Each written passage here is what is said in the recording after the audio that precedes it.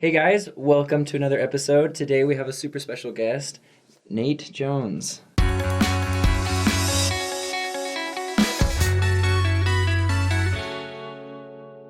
So you run this podcast called Peculiar People. Yes, the Peculiar People podcast. Perfect. Say that 5 times fast. I That's dare good. you.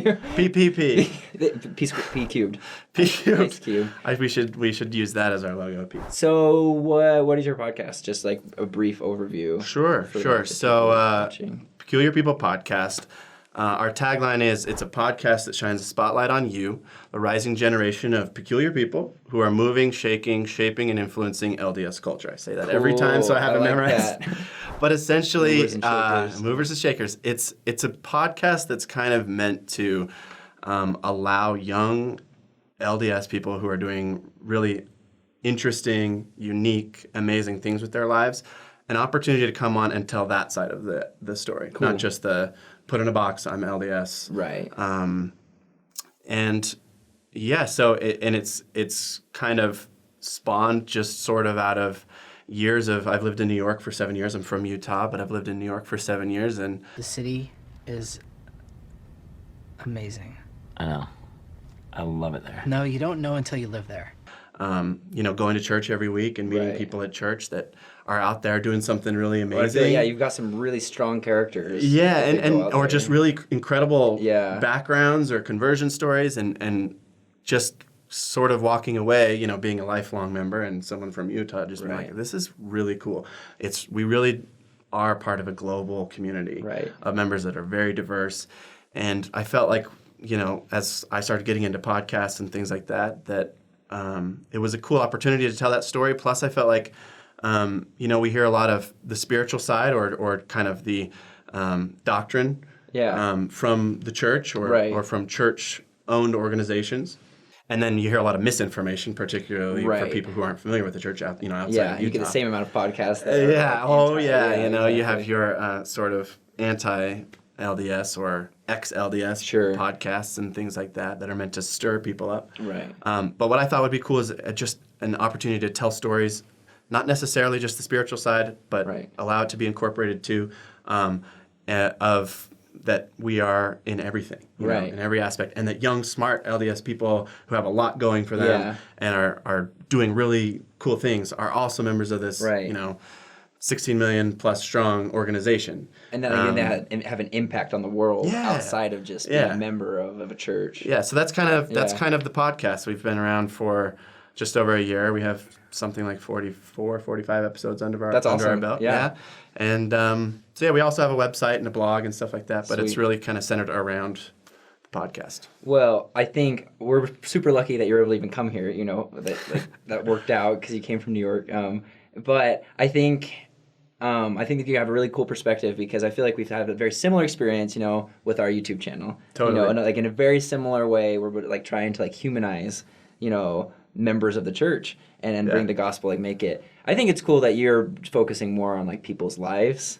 Yeah. And not so much on the gospel, but I love, like you were saying earlier, that like people still at the end want to bear their testimonies and stuff. Well, the interesting thing, like compared to Saints Unscripted, that I've Right. found that's cool is for you guys is that you're a diverse group of people, Right. Male, female. You have people of different race Right. that join the show, even though we look like two of the missionaries you might have seen in We might be, 1976 like, knock on your door. Clones of like literally the box of like, here's your member missionary. We're probably related. Let's not talk about it too much. But, what part of Utah? did you Exactly, say? Yeah, no. exactly. but the fact that you guys have been willing to tackle tough topics, and tough topics have also they're on young, People's millennial minds, yeah. members and non-members' minds, and they are questions that converts have, and have to be able to be understood because information is so accessible, Right. So there's like this transparency thing, and I think what you guys have done with your YouTube channel is.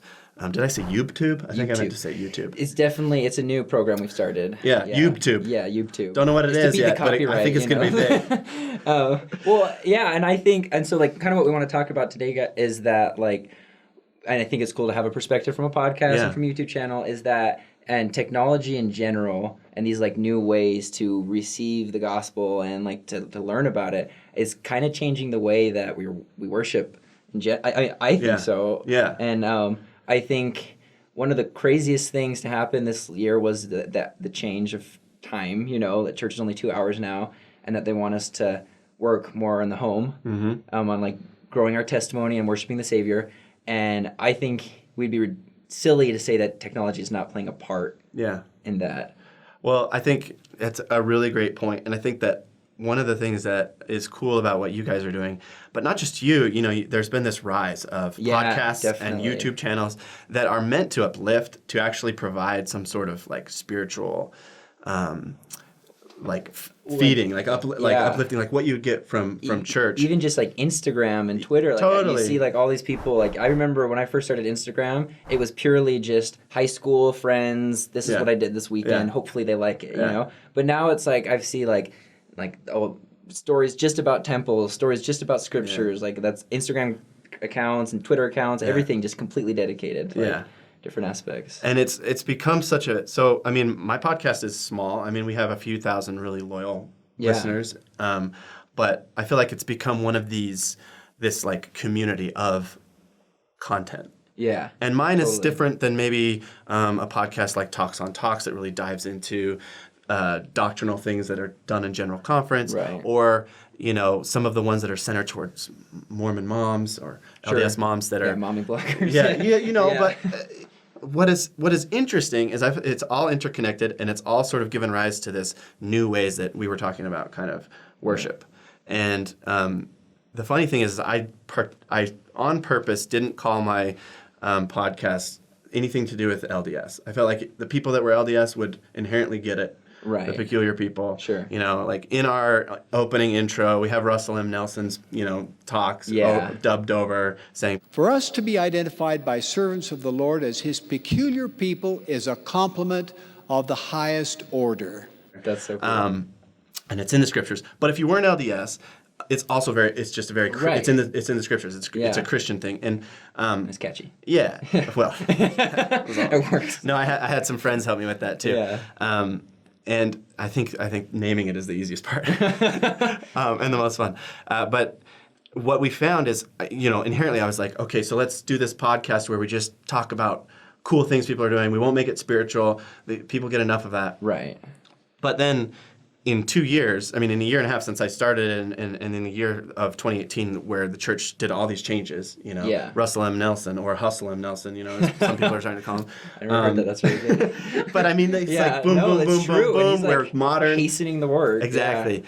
It's just what I've noticed from our DMs and our emails and some of those other things is people are getting, they're craving the content of the topical stuff and the spiritual stuff, and being able to communicate with each other across lanes and asking for us to talk with different podcasters, or asking us to talk with people that are doing these different things, and that people listen to these array of different forms of content or blogs, and they read them, and I think that they get a lot of the spiritual edification that you might get in Sunday school from that. The World Wide Web, like an instant gratification to the extent that we have access to everything. Now that I've gotten on the internet, I'd rather be on my computer than doing just about anything. It's really cool. And I think we grew up in a world where, if I wanted to know something, I could go up and Google it. Yeah. And I think, for whatever reason, growing up, I never Googled anything about the church. No. Because what's going to come up is, anti-stuff like crazy, and so, we avoided it. And so I feel like maybe there's been a recognition that, why? Why should you avoid asking, what did Joseph Smith do? And I think for the longest time it's because it hasn't been there. The answers wouldn't pull up on the Google search and stuff. Sure. And so I think it's cool that, at least I personally, I want to know every aspect of every detail. The answer I get in Sunday school isn't enough for me anymore. Right. And so I love that, people are, rising up to answer all the questions in every venue possible. And it makes me think, going back to, the first presidency and what they're doing now, is that I think I don't know, but I think they get that. And I also think that there's no hiding from our past.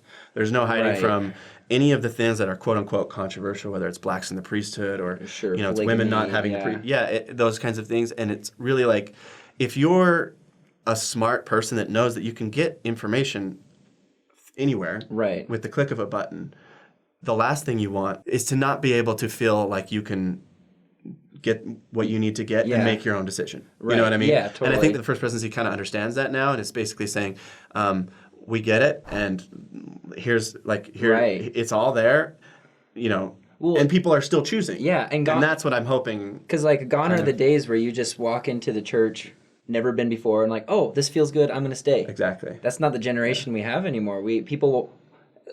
Gone are the days that people leave their house.